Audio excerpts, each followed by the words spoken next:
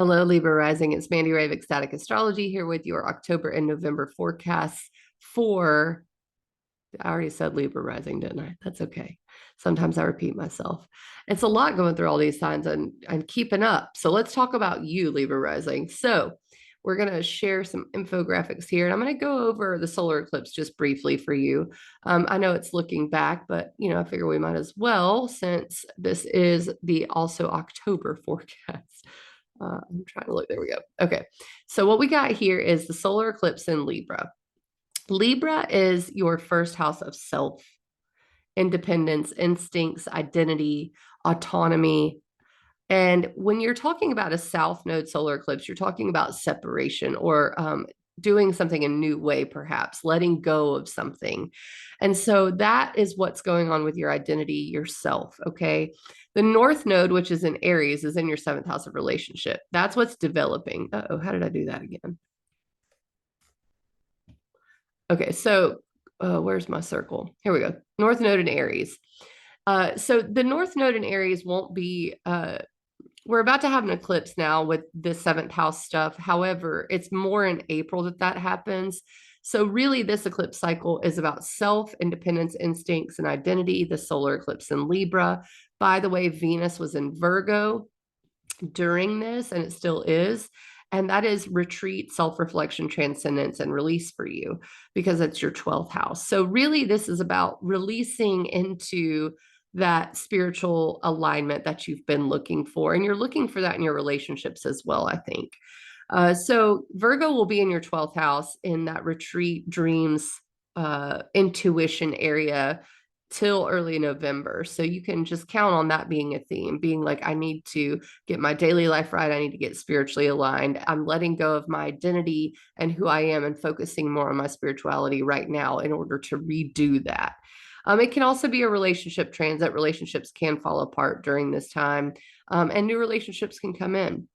So that brings us to today and tomorrow, the 27th and 28th, with the full moon lunar eclipse.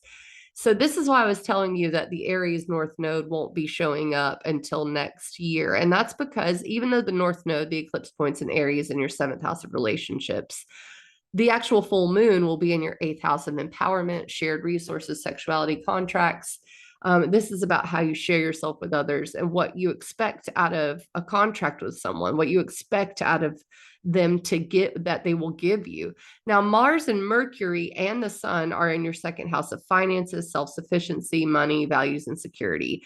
And these two things are kind of interacting. My money versus how I share it or versus what someone might give to me. That is the crux of this lunar eclipse for you. So Mars and Mercury and the Sun are putting a lot of inflammation in that second house of finances and comfort and so self security, self sufficiency. And they can bring up inflammation. Mars does, Mercury puts your mind on it. And then the lunar eclipse is like, but look at how much work you've done to empower yourself, that you've invested in yourself, that you've invested in your boundaries, which is the eighth house. And I think it's really additive because Jupiter's there, Uranus is there, the eclipses were there, the North Node was there for the last 18 months.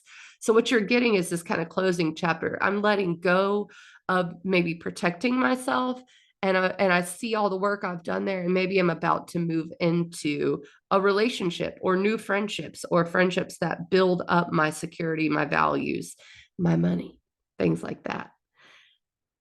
Okay, so I do have TNT there because Mars opposite Jupiter can be big blow ups sometimes, but also big motivation, right? So then that brings us to the 30th and 31st with Venus trine Uranus. So Venus is in your 12th house of retreat, self-reflections, transcendence, release. It's spirituality, it's intuition, it's very abstract, and it's supporting Uranus, which is change, in your eighth house of contracts, shared resources, basically what you get from others. So this is kind of a trusting situation because these houses are fairly abstract. But this is a trust that I will know what is right for me and who to share myself with, I think. And trines are really supportive. You might have someone come into your life that really boosts your self-esteem or helps you to see boundaries and that, you need to be in alignment with someone or something. I think that this is really good.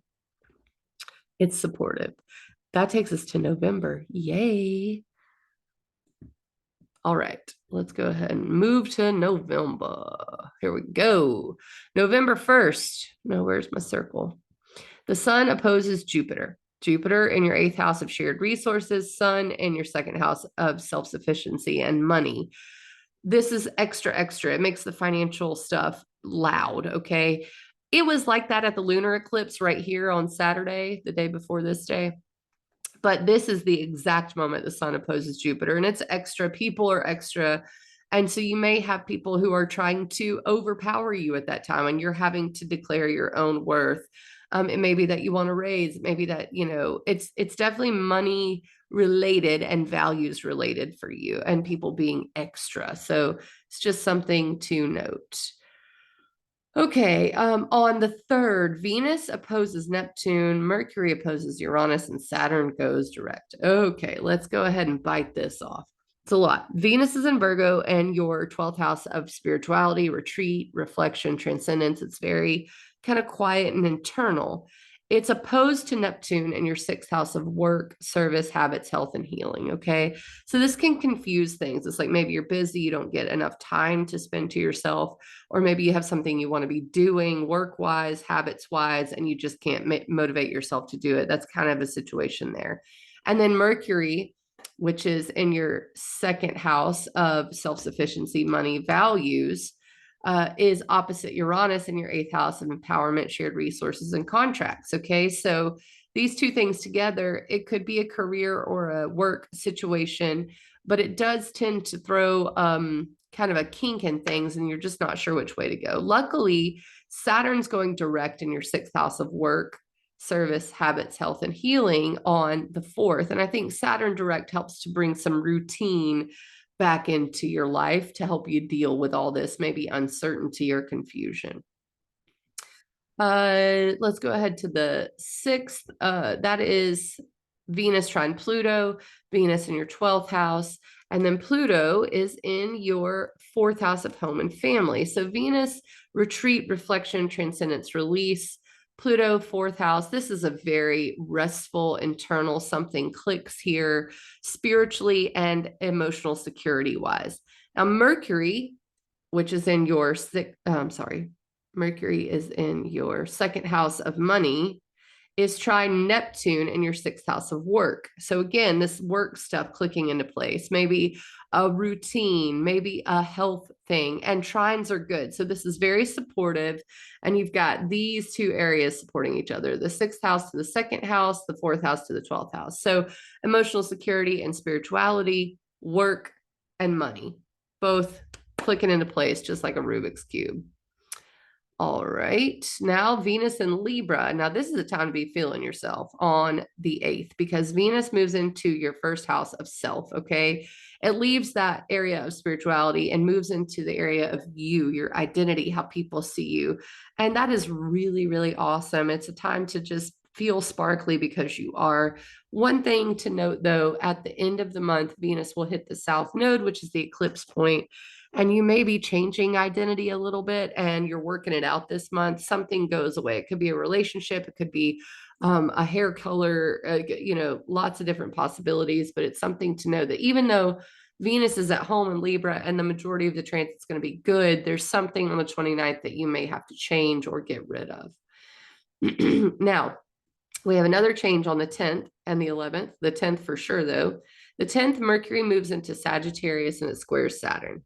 Saturn's in your 6th house of health, daily life habits, healing, service, work. So it's basically about how you do things every day. Saturn is work, it's responsibility, it's obstacles. Sagittarius is your 3rd house, which is communication, learning, community, siblings, and there is a situation that could feel like an obstacle there. So for instance, if you have a big exam coming up, but you have a lot of work to do, getting that routine right could be stressful. And at the same time, that weekend, Mars opposes Uranus. Okay. So Mars is in your 2nd house of money. Uranus is in your 8th house of debts. Be careful that day with your money. That's just all I'm going to say. And your body, and your boundaries. Okay. All right. So I do have a caution symbol. I lay low on Mars opposite Uranus days. Now, on the 13th, there's a new moon in Scorpio. This is a time to set new intentions about doing things differently in your money area. And it is opposite Uranus changes in your eighth house, which is shared resources. You know, like for instance, if your mom and dad say they're just not going to give you any more money, or if your spouse says, I lost my job, then you have to set a new intention to earn your own money. It's basically about changing the way you do things financially. And I think it's going to be good ultimately. So then also, November 14th through 16th, Mercury sextiles Venus. I love this. Mercury is in your first house of self. Venus is in Libra. I'm sorry, Venus is in your first house of self. Mercury is in your third house of communication. So you're able to communicate who you are to people and communicate very well with people around this time. People may be seeing you for who you are. You may be, able to repair relationships if they've been broken or meet new people. Mercury sextile is opportunity. So we've got an opportunity for our hearts and our minds to come together during that time. And it's in these areas. And I like that for you. On the 17th, we bring back up the idea of money because there's a Mars Cazimi in your second house of finances and self-worth. And this is empowering. That's why I have a wizard there. It's very powerful. This is a good day to demand more money or to make money or to say, this is how I'm going to make money, anything like that. After that, we got the sun moving into Sagittarius, which is your third house of communication.